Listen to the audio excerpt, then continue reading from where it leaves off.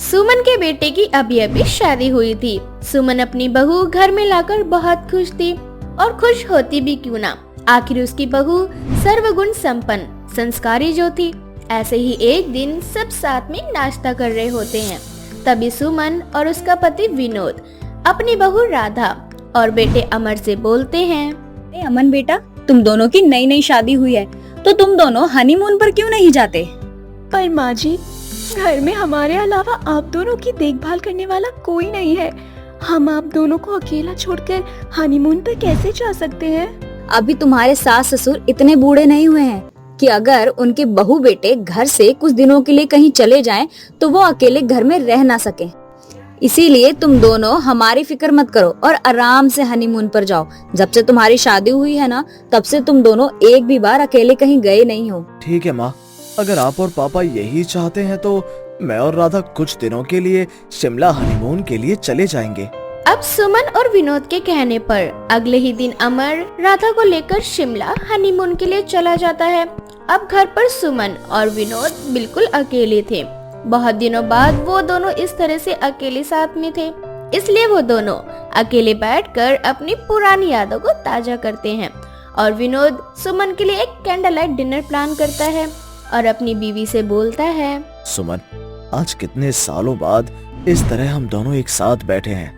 पता ही नहीं चला कब हम दोनों माँ बाप से सास ससुर बन गए और अब बहुत जल्द दादा दादी भी बन जाएंगे। आप बिल्कुल सही कह रहे हैं, वो दिन भी क्या दिन थे। इस तरह से वो दोनों काफी सारी बातें करते हैं और विनोद अपने हाथों से सुमन को खाना खिलाता है। अब इसी तरह से कुछ दिन बीत जाते हैं और राधा अमर के साथ हनीमून से वापस आ जाती है। लेकिन वो लोग जब हनीमून से वापस आते हैं तो देखते हैं कि सुमन की तबीयत थोड़ी खराब है। अपनी सास की खराब तबीयत देख राधा सुमन के पास जाती है और उससे बोलती है, माँ जी, क्या हुआ आपको? आप ठीक तो है? हाँ बहू, मैं बिल्कुल ठीक हूँ। बस थोड़ा सा सर में दर्द है और बार बार उल्टी महसूस हो रही है मुझे। इसी वजह से थोड़ी कमजोरी लग रही है। बाकी मैं ठीक हूँ, तो जाके आराम कर ले, थक गई होगी। लेकिन राधा आराम नहीं करती और अपनी सास की सेवा करने लगती है। लेकिन फिर भी सुमन की तबीयत ठीक नहीं होती, जिसके बाद विनोद सुमन को डॉक्टर के पास ले जाता है, जहां उन लोगों को पता चलता है कि सुमन प्रेग्नेंट है। ये खबर सुनकर दोनों के तोते उड़ जाते हैं और कुछ देर बाद घर आते हैं। घर आने के बाद भी सुमन की तबीयत काफी खराब रहती है, साथ ही वो काफी टेंशन में भी होती है। अपने माता पिता को टेंशन में देख अमर अपनी माँ के पास जाता है और बोलता है, क्या हुआ माँ, आप कुछ परेशान नजर आ रही हैं। अगर आप ऐसे ही परेशान रहेंगी तो आपकी तबीयत कैसे ठीक होगी? आप मुझे बताइए, क्या परेशानी है? अमर की बातें सुनकर सुमन काफी देर तक सोचती है और हिचकिचाते हुए अपने बेटे अमर से बोलती है, अपनी माँ को माफ करना बेटा। जिस उम्र में मुझे और तेरे पिताजी को नाती पोते खिलाने चाहिए, उस उम्र में हम क्या? माँ, आपको मुझे बताना होगा। आपको मेरी कसम है, अगर आपने मुझे सच सच नहीं बताया तो आप मेरा मरा हुआ मुंह देखोगी। वो बात ये है कि मैं प्रेग्नेंट हूँ। मैं नहीं जानती कि कब और कैसे क्या हुआ। बस इतना पता है कि इस दुनिया में एक नन्हा मेहमान आने वाला है और तू किसी का भाई बनने वाला है। यह खबर सुनकर अमर बहुत खुश होता है और अपनी माँ से बोलता है, माँ, ये तो बहुत अच्छी बात है। आप इतनी परेशान क्यों हो रही थी और आपने हमें अब तक क्यों नहीं बताया? ये कोई शर्मिंदगी वाली बात नहीं है, बल्कि ये तो खुशखबरी है। लेकिन अमन बेटा, सब क्या सोचेंगे और क्या बोलेंगे? बहू वो क्या सोचेगी? माँ, कोई कुछ नहीं बोलेगा और मैं इस चीज से बहुत खुश हूँ कि आप माँ बनने वाली हैं। माँ बनना तो सौभाग्य की बात है, इसलिए आप फिक्र मत कीजिए। मैं आपके साथ हूँ और मैं राधा से भी बोल दूंगा कि वो आपकी अच्छे से देखभाल करे। देखना, राधा इस सच को स्वीकार कर लेगी। अमर बहुत खुश था क्योंकि उसकी माँ अब दोबारा माँ बनने वाली थी। अब ये बात वो अपनी बीवी राधा को बताता है, लेकिन जब ये बात राधा को पता चलती है तो उसे बिल्कुल भी अच्छा नहीं लगता और वो अपनी सास के कमरे में जाकर अपनी सास से बोलती है, आपको जरा सी भी शर्म नहीं आई माँ जी? अरे कम से कम आप एक बार अपनी उम्र का तो ख्याल रख लेती। अरे इस समय पर मुझे और अमन जी को बच्चे के बारे में सोचना चाहिए था और आप यहाँ प्रेग्नेंट होकर बैठी। कैसा लगेगा जब सब मुझे कहेंगे कि राधा की सास प्रेग्नेंट है? क्या मुंह दिखाऊंगी मैं समाज को? सोचा है आपने? इस तरह से राधा सुमन को खड़ी खोटी सुनाकर चली जाती है और किचन में काम करने लगती है। तभी राधा का ससुर विनोद किचन में आता है और राधा से बोलता है, बहू, तुम्हारी सास गर्भवती है। अब तुम्हें ही घर की सारी जिम्मेदारियों को बखूबी निभाना होगा, साथ ही अपनी सास का ख्याल भी रखना होगा।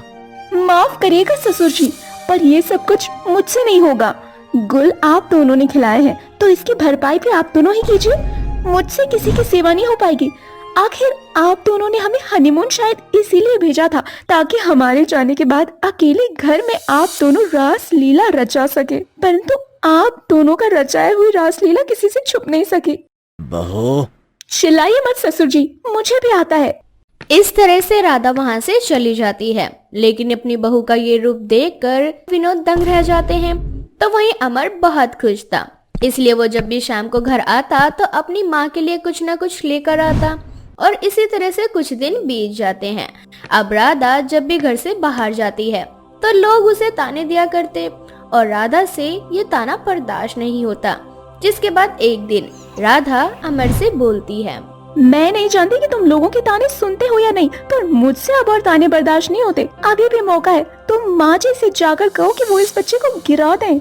राधा की ये बातें सुनकर अमर को बहुत गुस्सा आता है और वो उसे एक थप्पड़ लगाकर उसका हाथ पकड़कर उसे हॉस्पिटल में ले जाता है, जहां वो उसे दिखाता है कि कुछ औरतें जिनकी औलादें नहीं हैं, वो औलादों के लिए कितना तड़प रही हैं और कुछ औरतें ऐसी भी हैं जो इस उम्र में माँ बनने का सुख प्राप्त कर पाई थी। तो वहीं कुछ औरतें ऐसी भी थी जो साइंटिफिक तरीके से इस उम्र में माँ बन रही थी।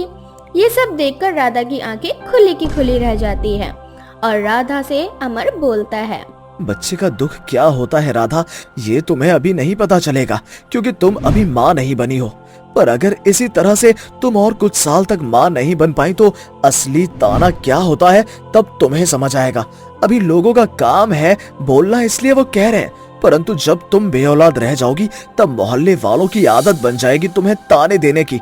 फिर तुम्हें इस ताने से भी ज्यादा बुरा लगने लगेगा और फिर तुम्हें अपनी गलती का एहसास होगा कि एक निर्दोष बच्चे की जान लेना कितना बड़ा पाप है। एक और बात, माँ के माँ बनने से मैं बिल्कुल भी शर्मिंदा नहीं हूँ। अरे मैं तो खुश हूँ कि मैं भाई बनने वाला हूँ।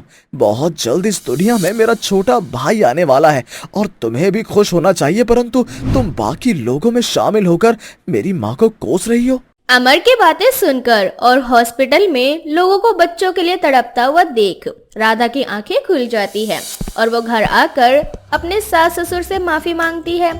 जिसके बाद राधा खुशी खुशी अपनी सास की सेवा करती है और लोगों के तानों का मुंह तोड़ जवाब भी देती है। अब इसी तरह से कुछ महीने बीत जाते हैं और बहुत जल्द सुमन एक बहुत ही प्यारी बच्ची को जन्म देती है। जिसके बाद वो सभी एक साथ खुशी खुशी रहने लगते हैं।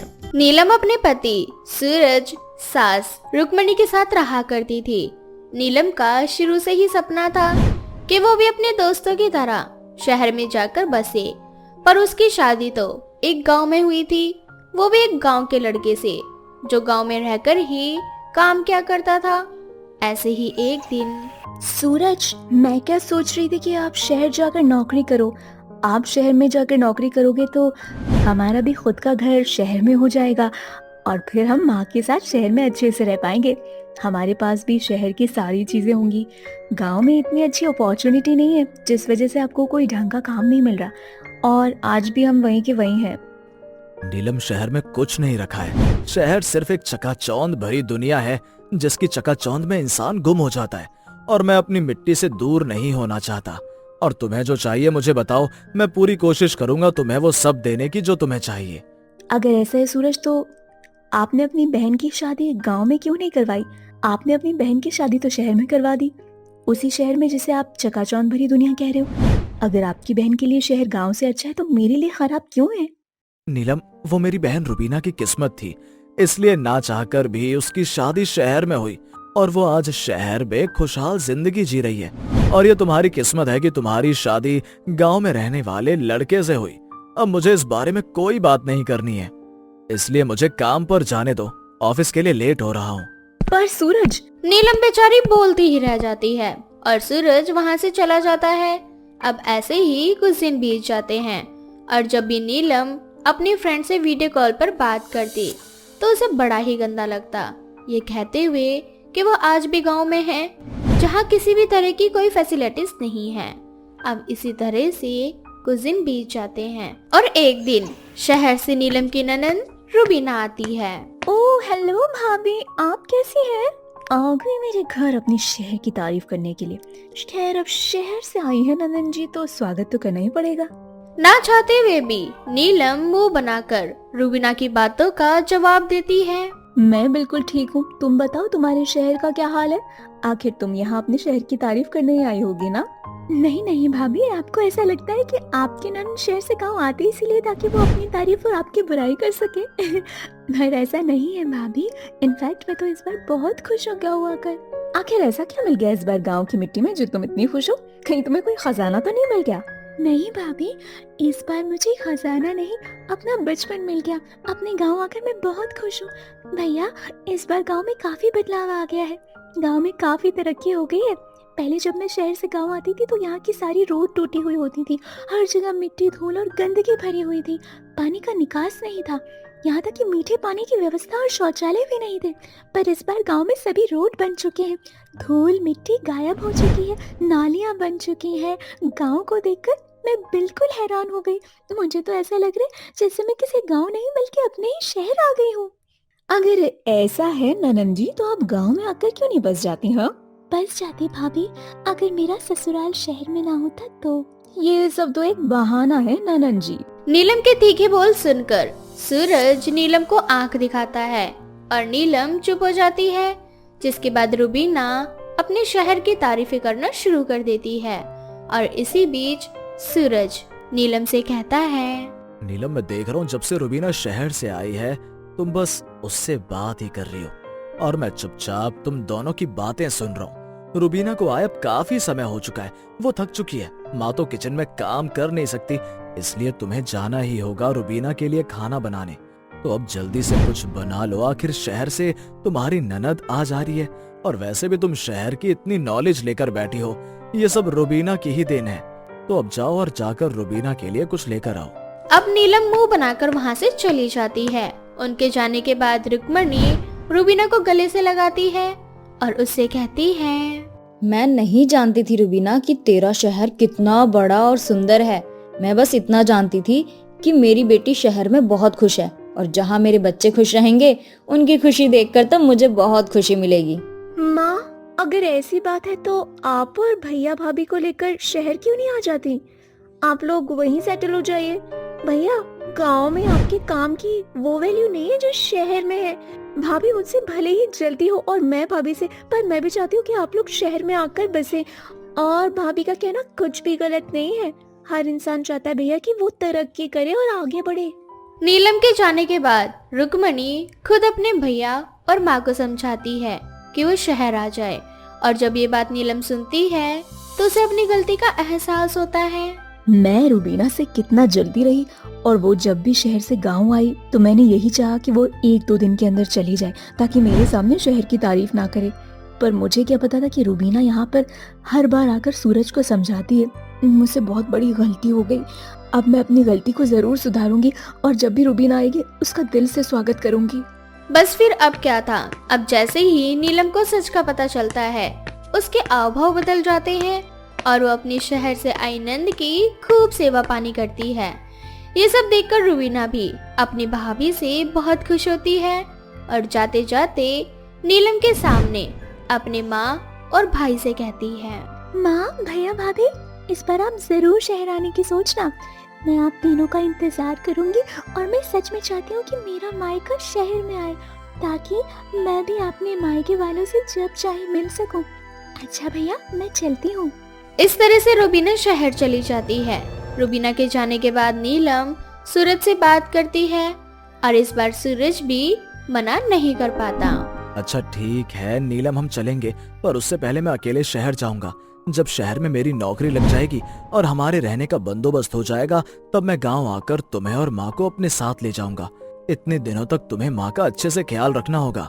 बेटा तू उसकी चिंता मत कर, जब बहू नाराज रहती है ना तब भी वो मेरा बहुत अच्छे से ध्यान रखती है और जब तू नहीं रहेगा तब भी मुझे उम्मीद है कि वो मेरा अच्छे से ख्याल रखेगी।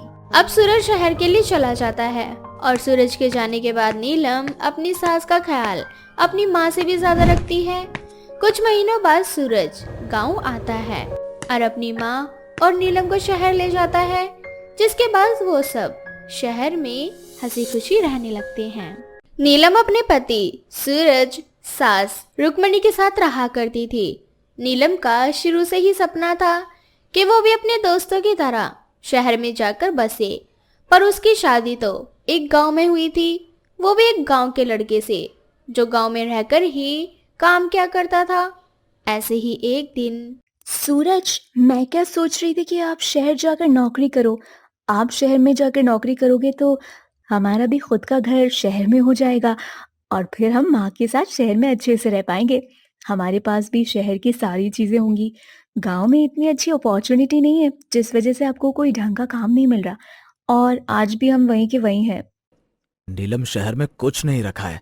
शहर सिर्फ एक चकाचौंध भरी दुनिया है जिसकी चकाचौंध में इंसान गुम हो जाता है, और मैं अपनी मिट्टी से दूर नहीं होना चाहता।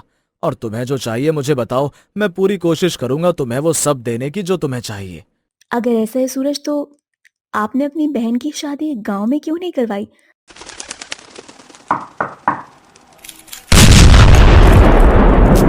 चूचू चिड़िया की कहानी।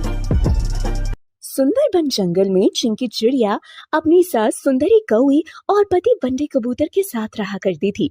बंटी कबूतर एक प्राइवेट कंपनी में जॉब किया करता था।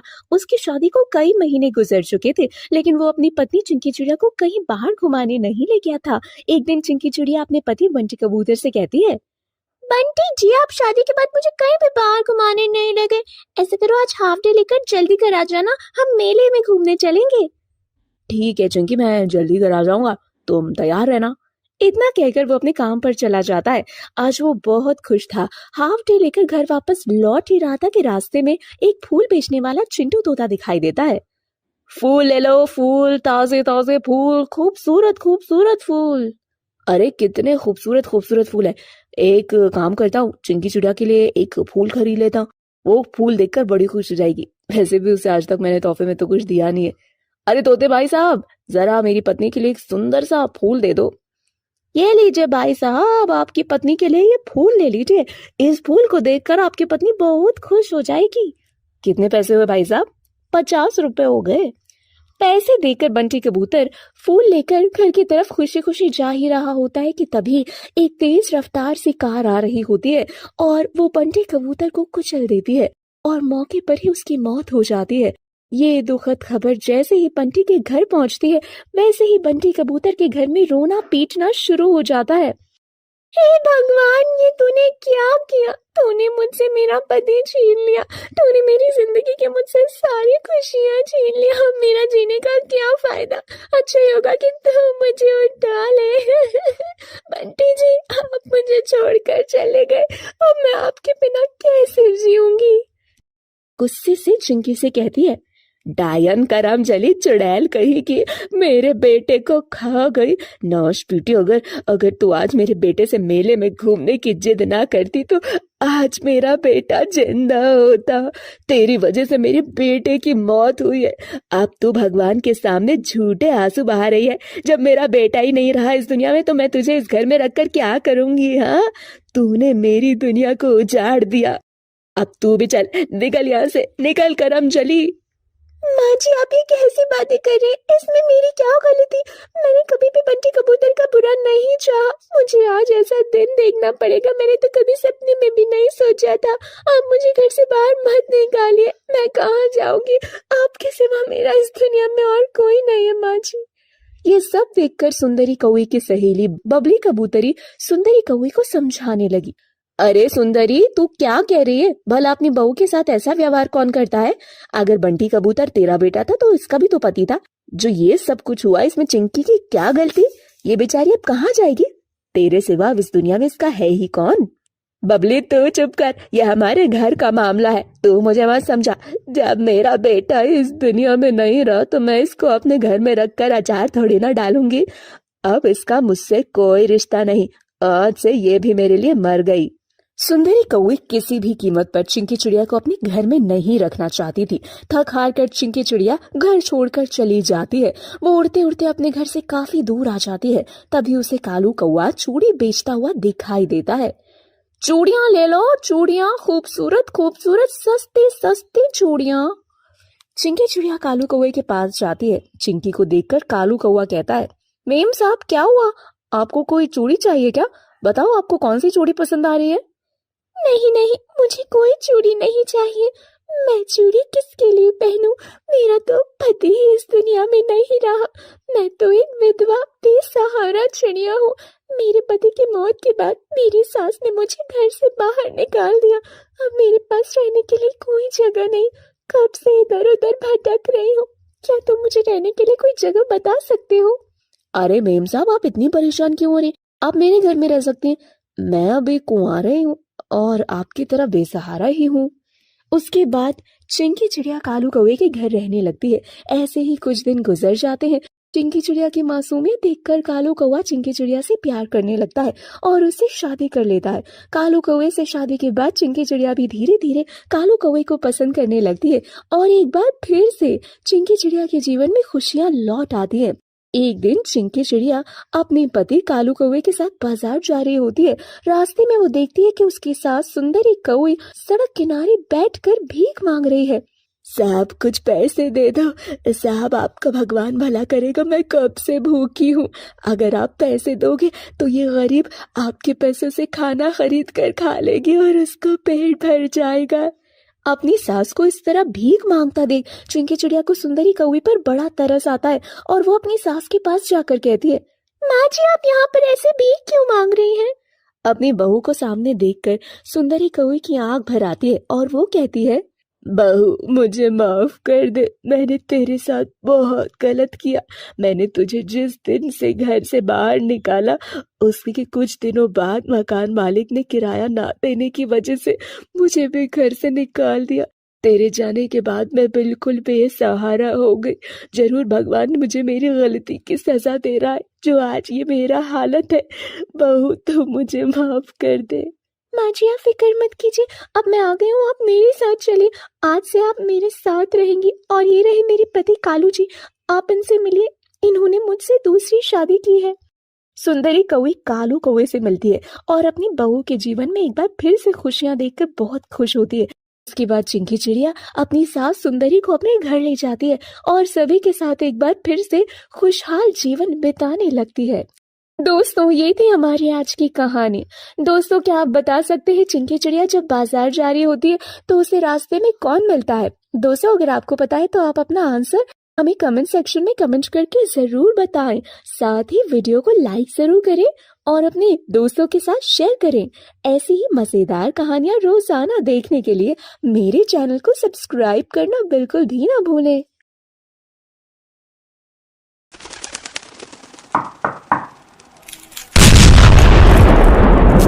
चूचू चिड़िया की कहानी। सुंदरबन जंगल में चिंकी चिड़िया अपनी सास सुंदरी कौवी और पति बंटी कबूतर के साथ रहा करती थी। बंटी कबूतर एक प्राइवेट कंपनी में जॉब किया करता था। उसकी शादी को कई महीने गुजर चुके थे लेकिन वो अपनी पत्नी चिंकी चिड़िया को कहीं बाहर घुमाने नहीं ले गया था। एक दिन चिंकी चिड़िया अपने पति बंटी कबूतर से कहती है, बंटी जी आप शादी के बाद मुझे कहीं भी बाहर घुमाने नहीं ले गए। ऐसे करो आज हाफ डे लेकर जल्दी कर आ जाना, हम मेले में घूमने चलेंगे। ठीक है चिंकी मैं जल्दी कर आ जाऊंगा, तुम तैयार रहना। इतना कहकर वो अपने काम पर चला जाता है। आज वो बहुत खुश था। हाफ डे लेकर घर वापस लौट ही रहा था कि रास्ते में एक फूल बेचने वाला चिंटू तोता दिखाई देता है। फूल ले लो, फूल, ताजे ताजे फूल, खूबसूरत खूबसूरत फूल। अरे कितने खूबसूरत खूबसूरत फूल है। एक काम करता हूँ चिंकी चिड़िया के लिए एक फूल खरीद लेता हूँ, वो फूल देखकर बड़ी खुश हो जाएगी। वैसे भी उसे आज तक मैंने तोहफे में तो कुछ दिया नहीं है। अरे तोते